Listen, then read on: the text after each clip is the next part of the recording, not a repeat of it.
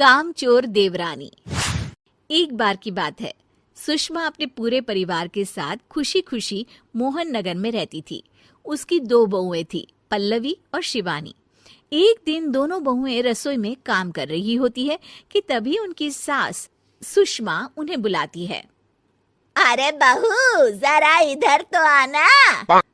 शिवानी, जरा जाकर देखना सासू माँ क्या कह रही हैं। दीदी आप ही देख लो ना जाकर, आपको भी तो सुनाई दे रहा है। अरे मैं आटा गूंद रही हूँ ना, तुम चली जाओ।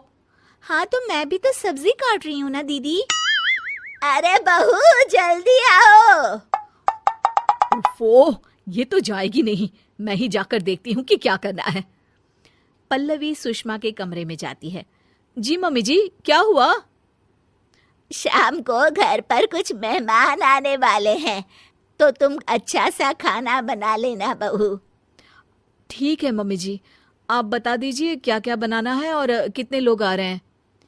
सुनील की मौसी जी और उनका पूरा परिवार आ रहा है। कुल मिलाकर 3 लोग और हमें मिलाकर हुए 9 लोग। तो अभी से ही तैयारी करना शुरू कर दो। और हाँ, घर की सफाई भी कर देना, हाँ अच्छे से। जी मम्मी जी, सब काम हो जाएगा, आप चिंता मत कीजिए। पल्लवी शिवानी को घर में मेहमान आने वाले हैं इसके बारे में बताती है। क्या 9 लोगों का खाना बनाना होगा, घर की सफाई करनी है? बाप रे, सासू माँ ने तो हमें घर की नौकरानी ही समझ कर रखा है। ऐसा नहीं बोलते शिवानी, हम इस घर की बहू हैं और घर के काम करना हमारा फर्ज है। दीदी तो है ही सासू माँ की चमची, जब देखो सासू माँ सासू माँ। मैं तो इतना सारा काम नहीं करने वाली। शिवानी कपड़े लेकर गमला साफ कर रही होती है और चक्कर आने का नाटक करने लगती है। मेरा सर चकरा रहा है। तभी वहां पल्लवी और सासू माँ जाते हैं। अरे बहू, क्या हो गया तुम्हें? मम्मी जी, बहुत तेज सर में दर्द हो रहा है। तुम एक काम करो शिवानी, आराम कर लो। नहीं नहीं दीदी, घर में मेहमान आने वाले हैं, मुझे आपकी मदद करनी चाहिए। अरे कोई बात नहीं शिवानी, तुम आराम कर लो, मैं सब काम कर लूंगी। ठीक है दीदी, अगर आप इतना कह रही हैं तो आराम कर लेती हूँ। शिवानी आराम से अपने कमरे में मैगजीन पढ़ रही होती है। इसे कहते हैं आराम की जिंदगी। इतना सारा काम। चलो सारा काम खत्म हो गया, शिवानी को देख आती हूँ। शिवानी अपने कमरे में ईयरफोन में गाने सुनते सुनते सो जाती है और उसके साइड में मैगजीन भी रखी होती है। पल्लवी वहां आ जाती है और वो सब देखती है। ओहो, तो मतलब सब काम चोरी का बहाना था। अभी बताती हूँ इसको। घर का सारा काम मुझे करना पड़ा और ये महारानी यहाँ मैगजीन पढ़ रही है, गाने सुन रही है। पल्लवी रसोई से एक प्लेट और चम्मच लेकर आती है और शिवानी को थाली बजाकर उठाने लगती है। शिवानी अचानक से उठती है। उठ गई महारानी, गाने भी सुन लिए, मैगजीन भी पढ़ ली। तुम तो बहुत बड़ी झूठी निकली शिवानी। तुमने सर दर्द का बहाना बनाया ताकि काम करने से बच सको। हाँ बनाया बहाना, तो क्या करती, इतने सारे काम करती। मुझे कोई शौक नहीं है चापलूसी का।